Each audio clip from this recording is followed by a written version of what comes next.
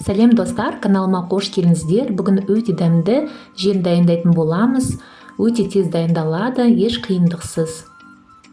Ең алдымен талқанымызды аламыз. Менде мұнда 300-400 граммдай болады. Және қойылтылған сүтті құямыз. Бөлме температурасындағы май қажет болады. Майымыз міндетті түрде маргарин болмауы керек. Барлығын осылай жақсылап араластырамыз. Бұл қазақтың ұлттық тағамы, дәруменге өте бай. Құрамында калий, кальций, фосфор, темір, тағы да басқа көптеген микроэлементтер бар. Талқанымыз жақсы жабысу үшін біз 2 ас қасықтай балды қосатын боламыз. Сондай жент өз формасын жақсы ұстайтын болады. Жентке біз қант қоспаймыз, өйткені қойылтылған сүт және бал тәтті болып келеді.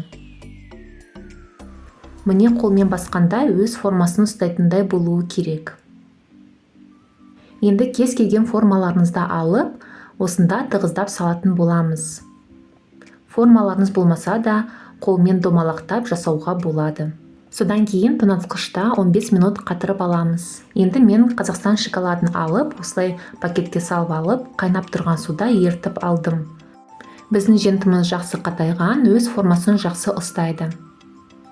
Жентке мейіз қосып жасаса да өте дәмді болып шығады. Ал біз қазір шоколадты осы формаға жағып, үстіне тағы да жентті салатын боламыз. Орындарына саламыз.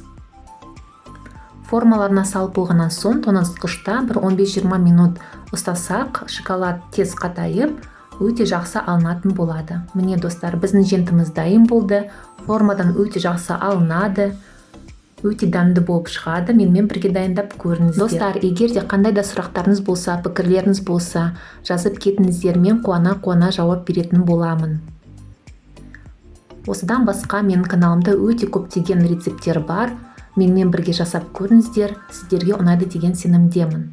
Сіздермен болған айым, қош сау болыңыздар, ас болсын.